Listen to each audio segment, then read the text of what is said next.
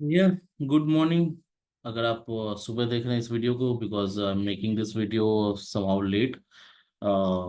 आज बजट था, और बजट के बारे में कल भी हमने कुछ डिस्कशन की थी, और उसमें हम लोग क्या एक्सपेक्ट कर रहे थे और आज हुआ क्या है, उस पर एक छोटा सा, ज़्यादा टाइम नहीं लेते हुए शॉर्ट वीडियो की तरफ हम लोग जाएंगे। और कल का निफ्टी का क्या हमारा अप्रोच रहेगा, क्या हमारा व्यू पॉइंट चेंज हुआ है, उसके बारे में थोड़ा बहुत डिस्कस करेंगे।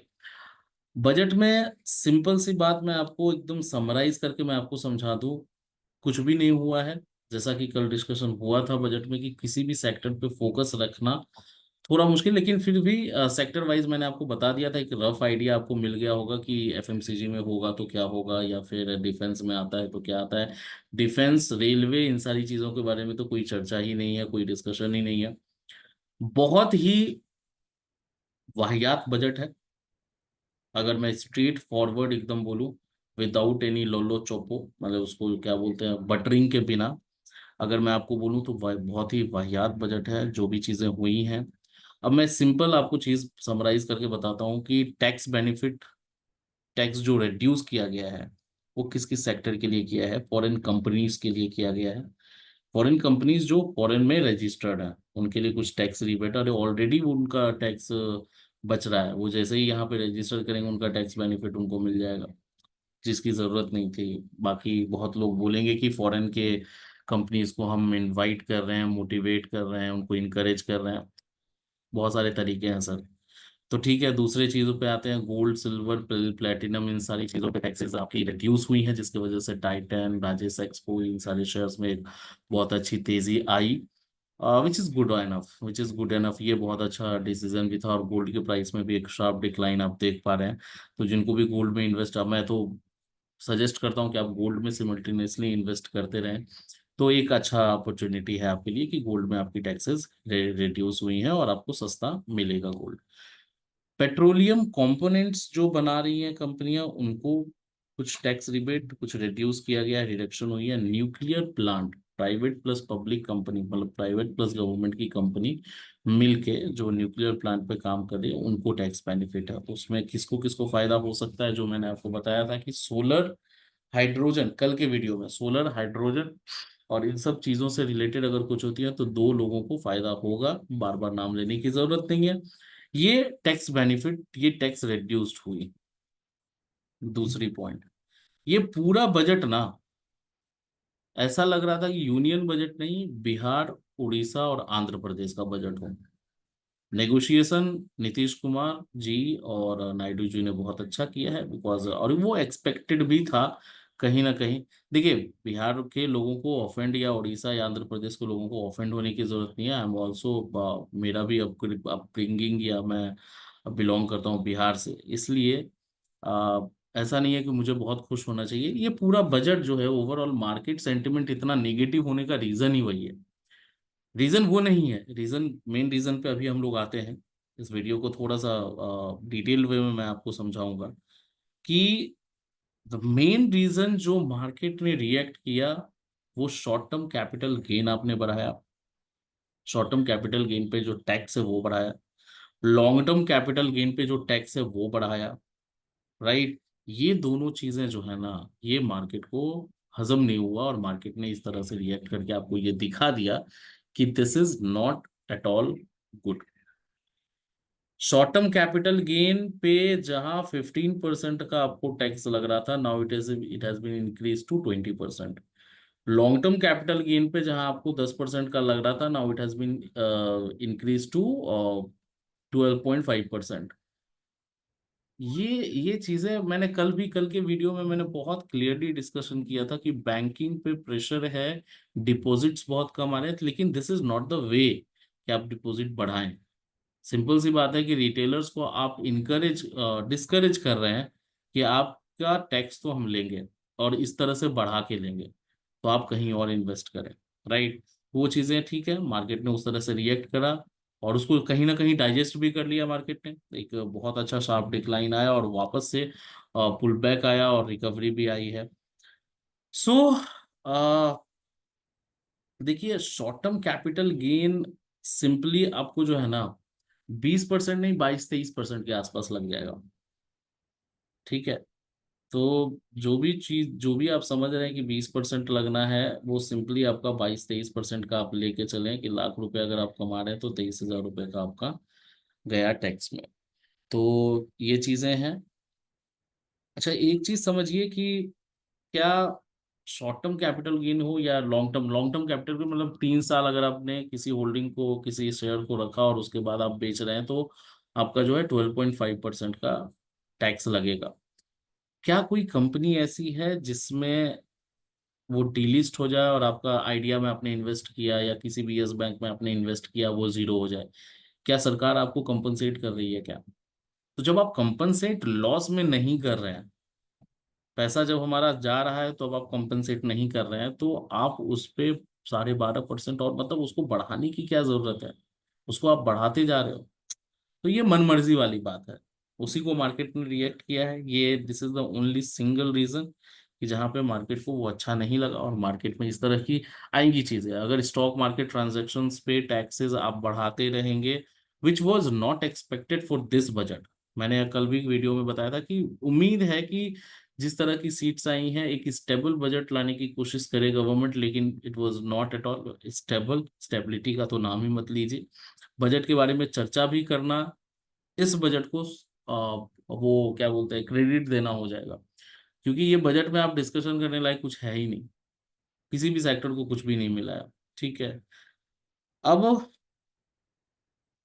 No recognition to tax players, ये पॉइंट है।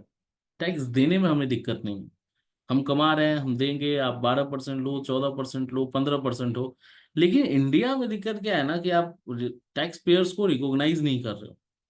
इवन यूरोपियन कंट्रीज में आप जाएंगे ना, you will get a recognition. आपको एक प्रायोरिटी पे देखा जाएगा। अगर आप टैक्स पे कर रहे हैं तो आपको प्रायोरिटी पे रख के आपकी चीजें की जाएंगी।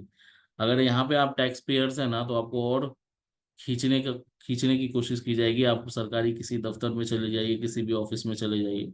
अगर आप टैक्स पेयर हैं तो उनके दिमाग में सबसे पहले आता है इनसे जितना लेना है आप ले लो। तो ये चीजें हैं। तो उसको रिकॉग्नाइज करवाइए। अगर आप टैक्स ज्यादा कर रहे हैं, बढ़ा रहे हैं, तो देने में कोई दिक्कत नहीं है। अगर लाख रुपए हम कमा रहे हैं तो 20,000 हम देंगे, 22,000 हम देंगे। और जितना आप बढ़ाएंगे उतना देंगे। लोग काम करना छोड़ेंगे नहीं। लेकिन ये चीजें हैं गलत। तो मोटा मोटी जो एक्सपेक्टेशन था हम लोगों का बजट से, और जो भी डिस्कशन हम लोगों ने कल किया था, वो थोड़ा सा अनएक्सपेक्टेड रहा। और उसी को मार्केट ने, ये जो स्टॉक मार्केट ट्रांजैक्शंस पे जो भी टैक्सेस बढ़ी हैं, उसकी वजह से मार्केट ने उस तरह से रिएक्ट किया। और वो रिएक्शन कहीं ना कहीं मार्केट में आपने देखा। लेवल्स हम लोगों ने ऑलरेडी डिस्कस किया था। हेज पोजीशन हम लोगों को लेके चलना था। और मैंने आपको बताया था स्प्रेड बना के चलने के लिए, उस तरह से आपने ट्रेड किया। तो होपफुली आप लोग उस वॉलेटिलिटी से बच पाए होंगे, और अच्छी खासी प्रॉफिटेबिलिटी भी आई कैन एक्सपेक्ट कि वहां पे आपकी हो चुकी होंगी। नाउ एक चीज समझिए, market is now negative technically. Technically market उस चीज को, कभी भी टैक्सेशन वाली चीज को, उसको डाइजेस्ट, अभी फिलहाल 2-4-5 दिन तो मार्केट में निगेटिविटी रह सकती है। दिस इज नॉट, मतलब ऐसा कोई रिजिडिटी नहीं है। म्यूचुअल फंड्स अभी भी जिंदा है, एलआईसी अभी भी है। किसी भी दिन बोला जा सकता है भाई मार्केट को आप संभाल लो, तो वो संभाला भी जा सकता है। Lots of manipulations are there, but technically market में एक सेंटिमेंट निगेटिव हो चुका है बिकॉज ऑफ दिस टैक्स जो चेंजेस हुई हैं उसकी वजह से। तो एक बार लेवल्स हम लोग डिस्कस कर लें, है ना, थोड़ा सा ध्यान से समझिएगा। और कल का जो ट्रेड है उसको उसी तरह से आप एग्जीक्यूट करिएगा। Just give me a second, है ना। ये आपका निफ्टी का चार्ट आपको दिख रहा होगा आपके सामने। ठीक है। अब इसमें ध्यान देने वाली चीज मैंने आपको सिंपल कल भी बताया था। कल भी अगर आप उस सेटअप पे काम कर रहे होते तो बहुत अच्छी प्रॉफिटेबिलिटी आपकी ऑलरेडी बन चुकी होती। लेवल्स हमने कल डिस्कस किया था। आज के लेवल को थोड़ा सा ध्यान से समझिए, और थोड़ा सा प्रोबेबिलिटी जो है ना ऊपर जाने की अब कम रह गई है सब। जिस तरह का बजट आया है और जिस तरह का मार्केट ने उसमें रिएक्शन दी है, और टैक्सेशन को कभी भी हल्के में नहीं ले सकती मार्केट। इस चीज को समझिए। तो निगेटिवली बायस्ड तो हम हैं अब वो निगेटिवली बायस्ड हैं, तो पहले नीचे के लेवल्स को डिस्कस कर लेते हैं। आपके ट्रेड एग्जीक्यूशन किस तरह से आप प्लान कर सकते हैं। पहला लेवल हमारा 360 का होगा, देखिए 470 पे, करीब करीब 480 के आसपास क्लोजिंग हुई है। और अगर वहां से 370 380 के लेवल को अगर वो ब्रेक कर देता है 5 मिनट या फिर 15 मिनट के कैंडल पे टिल 10 o'clock, अगर 5 मिनट के कैंडल पे क्लोजिंग होती है तो आप उसको वैलिड मान सकते हैं। अगर 10 के 10 बजे के बाद 15 मिनट के कैंडल पे अगर क्लोजिंग होती है तो उसको आप वैलिड मानेंगे।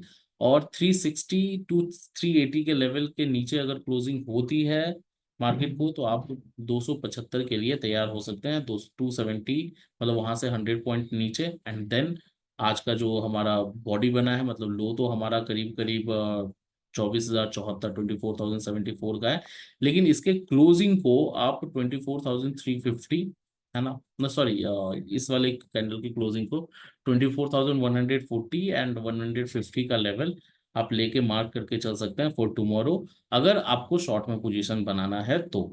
ऊपर के लेवल को भी डिस्कस कर लेते हैं। प्रोबेबिलिटी बहुत कम है, लेकिन market is supreme, so we can not overlap market. तो अगर ऊपर की तरफ जाती है मार्केट एंड 540 को क्रॉस क्रॉस करके क्लोजिंग देती है 5 मिनट पे या फिर 15 मिनट पे, we can have a long position that and open ऊपर की तरफ 630 वाला level, 680 and 700, 750, 800, these are the levels, वो हम लोग ऑलरेडी डिस्कस करते रहते हैं। तो आप देखिए 680 का लेवल है, 540 को अगर क्रॉस करे तो 630, 680 एंड देन 700 प्लस। तो उम्मीद कम है, इसीलिए ज्यादा ऊपर के लेवल्स को हम डिस्कस नहीं कर रहे। उम्मीद कम है, और उम्मीद ज्यादा है कि कल हो या अगले 2 दिन में हो, 3 दिन में हो, मार्केट थोड़ा सा negatively biased रहेगी because of these transactions, sorry, taxation which has been imposed on the stock market things. So short term capital gain पे टैक्सेस बढ़ी हैं और लॉन्ग टर्म कैपिटल गेन पे टैक्सेस बढ़ी हैं। रेलवे की कोई चर्चा नहीं हुई, डिफेंस लेके बैठे हैं लोग, तो चीजें उस तरह से चल रही है। फिलहाल मार्केट को आप सुप्रीम समझ के निगेटिवली बायस्ड रहें, सेटअप लेवल्स को ध्यान में रखें, डिसिप्लिन्ड वे में काम करें, पेशेंस के साथ काम करें, and you will have a consistent profitability. रोज निफ्टी के लेवल्स को हम डिस्कस करेंगे, जो भी ओवरऑल सिनेरियो है मार्केट को उसको भी डिस्कस करते रहें। आज के लिए थोड़ा सा छोटा वीडियो, कल से वापस से डिटेल वे में हम लोग डिस्कस करेंगे Nifty, bank Nifty and some sectors also. आगे से हम लोग कुछ सेक्टर्स को भी डिस्कस करेंगे और 2-3 स्टॉक्स को भी डिस्कस करेंगे कि कौन से स्टॉक्स में अच्छी अपॉर्चुनिटीज हमें कल के लिए या अगले 5 दिन के लिए हमें लग रही है।